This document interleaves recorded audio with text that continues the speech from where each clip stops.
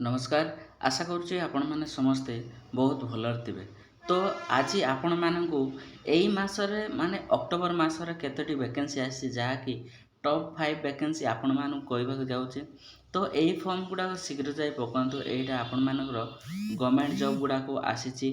तो वीडियोटा शेष पर्यंत देखु। आपण मानू बहुत भल भल जॉब नोटिफिकेशन रही एवं निज सांग मान शेयर कर दिंतु जहाँद्वारा से यही जॉब वैकेंसी गुड़ाक आवेदन करेंगे। तो चलतु आपण मानकर कौन कौन रही यही जॉब नोटिफिकेशन गुड़ाक से गुड़ाक देखा एवं केवेटू आपण मैंने आवेदन करेंगे ताहा मध्य मु आपण मानकु एई वीडियो माध्यम कहबी। तो चलतु स्टार्ट करबे। स्टार्ट करबा पूर्व चैनल रे जदि नुआ अछंती ताल चैनल रे सब्सक्राइब करंतु एवं लाइक शेयर कमेंट करबा को जमारू भूलियोनी। तो आपण मानकर प्रथम नोटिफिकेशन रही government of India minister of railway तरफ। तो आरआरबी आपण मान पई गोटे इम्पोर्टाट नोटिफिकेशन नहीं कि आसी।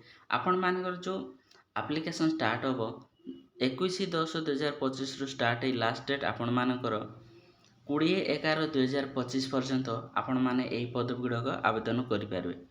टोटाल आपण मानकर जो वैकेंसी गुड़ाक रही आपण मानकर स्क्रीन सामने रही जहाँकि new technical popular category graduate आपण मानकर जो जो वैकेंसी रही सेटा होची ट्रैफिक असिस्टेंट,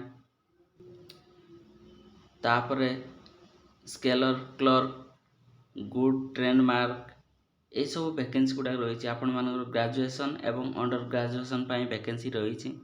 यही सब आपण मानकर जदि 18 वर्ष रु आपण माने 35 वर्ष मध्य अछंती ताहेले आपण माने एही पदवीटा आवेदन करेंगे।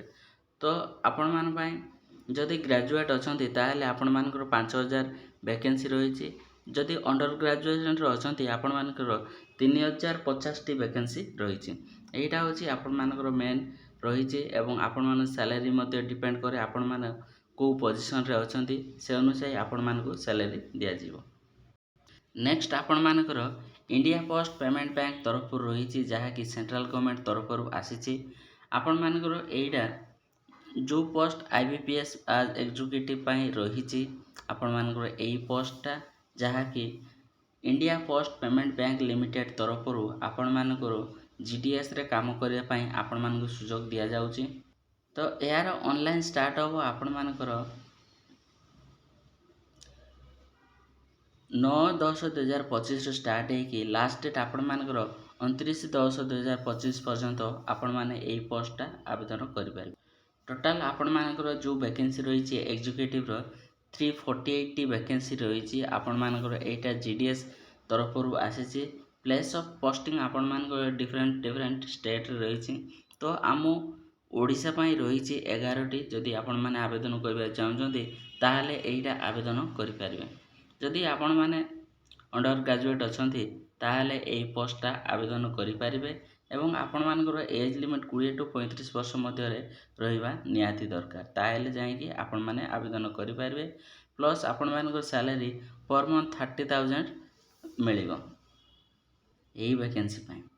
एवं डिटेल्स रही आपण माने पूरा नोटिफिकेशन देखिए डिस्क्रिप्शन रे मिल जिबा आपण माने पूरा डिटेल्स। प्लस टेलीग्राम रे मध्य रही आपण माने जदि जॉइन नांती सेठी जॉइन हो जाउंते।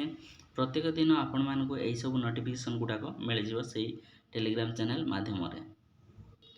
नेक्स्ट आउ गोटे रही आपण मानकर government of NCT of Delhi तरफ Delhi subordinate service selection board तरफ रही जहाँकि ऑनलाइन स्टार्ट होची आपण मानकर 9/10/2025 पर्यंत रही एवं क्लोजिंग आपण मानकर लास्ट डेट आपण माने आवेदन करबा को 7/11/2025 पर्यंत आपण माने आवेदन करि पारिबे।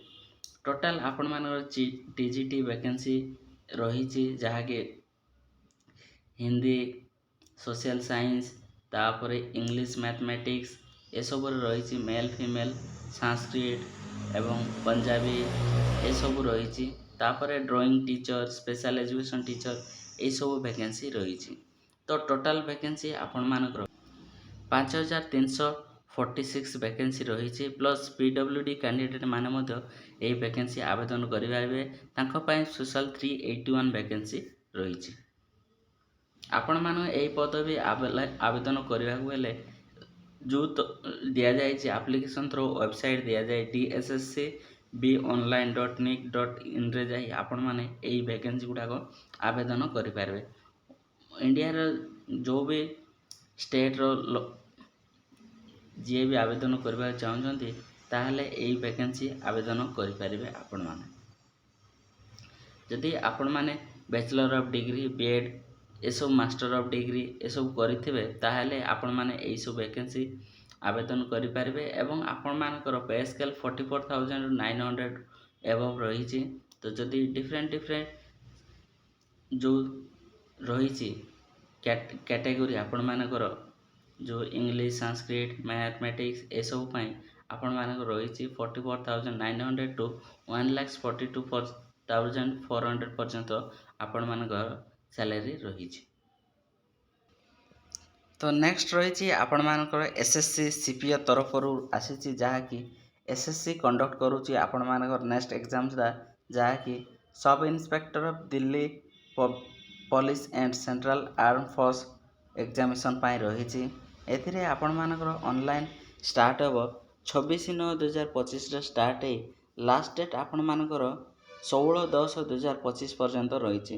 ଲାଷ୍ଟ ଟାଇମ୍ ଆପଣମାନଙ୍କୁ ଅନଲାଇନ୍ ପେମେଣ୍ଟ କରିବାକୁ ହେଲେ 17/10/2025 ପର୍ଯ୍ୟନ୍ତ ଆପଣମାନେ ଅନଲାଇନ୍ ଆବେଦନ କରି ଆପଣମାନଙ୍କର ଫି ପେମେଣ୍ଟ କରିପାରିବେ। ତ ଟୋଟାଲ ଆପଣମାନଙ୍କର ଯେଉଁ ଭ୍ୟାକେନ୍ସି ରହିଛି ସେଥିପାଇଁ ଆପଣମାନଙ୍କୁ ସ୍ୟାଲେରୀ 35,400ରୁ 1,12,400 ପର୍ଯ୍ୟନ୍ତ ଆପଣମାନଙ୍କର ସବ୍ ଇନ୍ସପେକ୍ଟର GD ପାଇଁ ମିଳିବ ଏବଂ ସବ୍ ଇନ୍ସପେକ୍ଟର ଏକ୍ଜିକ୍ୟୁଟିଭ୍ ପାଇଁ ଆପଣମାନଙ୍କର 35,400ରୁ 1,12,400 ପର୍ଯ୍ୟନ୍ତ ଆପଣମାନଙ୍କର ସ୍ୟାଲେରୀ ରହିଛି। ଏହି ଭ୍ୟାକେନ୍ସିଟା ଆପଣମାନଙ୍କର କ୍ୟାଟେଗୋରୀ ଅନୁଯାୟୀ ଡିଭାଇଡ଼ କରାଯାଇଛି। କେଉଁ କ୍ୟାଟେଗୋରୀରେ କେତେ ରହିଛି ଆପଣମାନଙ୍କ ଡିଟେଲ୍ସ ଭ୍ୟାକେନ୍ସି ରହିଛି। ଏଇଠି 3,000 ପ୍ଲସ୍ ଆପଣମାନଙ୍କର ଭ୍ୟାକେନ୍ସି ରହିଛି। ଯଦି ଆପଣମାନେ ଆବେଦନ କରିବାକୁ ଚାହୁଁଛନ୍ତି ତାହେଲେ ଏହି ଭ୍ୟାକେନ୍ସି ଆପଣମାନେ ଆବେଦନ କରିପାରିବେ। ଏଜ୍ ରିଲାକ୍ସେସନ୍ର ମଧ୍ୟ ରହିଛି ଆପଣମାନଙ୍କର କ୍ୟାଟେଗୋରୀ ଅନୁଯାୟୀ। ଯଦି ଆପଣମାନେ 2000 ମସିହାରୁ 2005 ଭିତରେ ଯଦି ଜନ୍ମ ହୋଇଥିବେ ତାହେଲେ ଆପଣମାନେ ଏହି ଭ୍ୟାକେନ୍ସିଟା ଆବେଦନ କରିପାରିବେ। ମ୍ୟାକ୍ସିମମ୍ ଏଜ୍ ଲିମିଟ୍ ଆପଣମାନଙ୍କର 20ରୁ 25 ବର୍ଷ ମଧ୍ୟରେ ଥିଲେ ଆପଣମାନେ ଏହିସବୁ ଭ୍ୟାକେନ୍ସି ଆବେଦନ କରିପାରିବେ। ଏହାର ଡିଟେଲ୍ସ ନୋଟିଫିକେସନ୍ ଆପଣମାନେ ଡେସ୍କ୍ରିପସନ୍ ବକ୍ସରେ ମିଳିଯିବ, ପ୍ଲସ୍ ଟେଲିଗ୍ରାମରେ ମଧ୍ୟ ରହିଛି, ଆପଣମାନେ ସେଇଠୁ ଯାଇକି ଡିଟେଲ୍ସ ଚେକ୍ଆଉଟ୍ କରିବେ। ନେକ୍ସଟ ଭ୍ୟାକେନ୍ସି ରହିଛି ଆପଣମାନଙ୍କର AWC ତରଫରୁ ରହିଛି, ଯାହାକି ଅଙ୍ଗନବାଡ଼ି ସେଣ୍ଟର ମାନଙ୍କରେ ପ୍ରତ୍ୟେକ ଗାଁ ପାଇଁ ଆସିଛି। ପ୍ରତ୍ୟେକ ଜିଲ୍ଲା ପାଇଁ ଆପଣମାନଙ୍କର ଅଙ୍ଗନବାଡ଼ି ୱାର୍କର ଏବଂ ଅଙ୍ଗନବାଡ଼ି ହେଲ୍ପର ରହିଛି। ତ ଆପଣମାନେ ପ୍ରଥମେ କ'ଣ କରିବେ ନା ନିଜ ଡିଷ୍ଟ୍ରିକ୍ଟ ୱେବସାଇଟ୍କୁ ଯିବେ, ସେଇଠୁ ମଧ୍ୟ ଆପଣମାନେ ପାଇପାରିବେ। ନଚେତ୍ ଆପଣମାନଙ୍କ ଯେଉଁ ସ୍କ୍ରିନ୍ରେ ଦେଖାଯାଉଛି ଲିଙ୍କଟା ଆପଣମାନେ ସେ ଲିଙ୍କ ଯାଇକି କ୍ଲିକ୍ କରି ଆପଣମାନଙ୍କର ନିଜ ଡିଷ୍ଟ୍ରିକ୍ଟର ଯେଉଁ ରହିଛି ଭ୍ୟାକେନ୍ସି ଗୁଡ଼ାକ ସେଗୁଡ଼ାକ ଜାଣିପାରିବେ। କେଉଁଠି ନା engagement/awc.odisha.gov.in ରେ ଆପଣମାନେ ଏହି ଭ୍ୟାକେନ୍ସି ଗୁଡ଼ାକ ଦେଖିପାରିବେ। ଏଥିରେ ଆସିଲା ପରେ ଆପଣମାନଙ୍କୁ ନିଜ ଡିଷ୍ଟ୍ରିକ୍ଟ ଚୁଜ୍ କରିବେ। ଡିଷ୍ଟ୍ରିକ୍ଟ ଚୁଜ୍ କରି ସରିଲା ପରେ ଆପଣମାନଙ୍କ ନିଜ ଡିଷ୍ଟ୍ରିକ୍ଟ ଚୁଜ୍ କଲା ପରେ ଆପଣମାନଙ୍କ ସିଲେକ୍ଟରେ AWWH ଆପଣମାନଙ୍କର ଅଙ୍ଗନବାଡ଼ି ୱାର୍କର କିମ୍ବା ଅଙ୍ଗନବାଡ଼ି ହେଲ୍ପରର ଭ୍ୟାକେନ୍ସି ବାହାରିଛି ନାହିଁ ତାହା ଜାଣିବାକୁ ହେଲେ ଆପଣମାନେ ଏଠି କ୍ଲିକ୍ କରିବେ।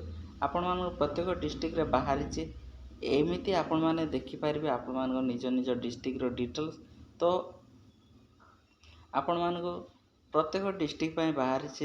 ଏଥିରେ କ'ଣ ଦେଖାଯିବ ନା ଆପଣମାନଙ୍କର ଅଙ୍ଗନବାଡ଼ି ସେଣ୍ଟର, ଡିଷ୍ଟ୍ରିକ୍ଟ, ଆପଣମାନଙ୍କର ଏରିଆ ସବୁ କେତୋଟି ଭ୍ୟାକେନ୍ସି ରହିଛି ଏବଂ କେବେ ଷ୍ଟାର୍ଟ ହେବ କେବେ ଏଣ୍ଡ ହେବ ଏହାର ଡିଟେଲ୍ସ ରହିଛି।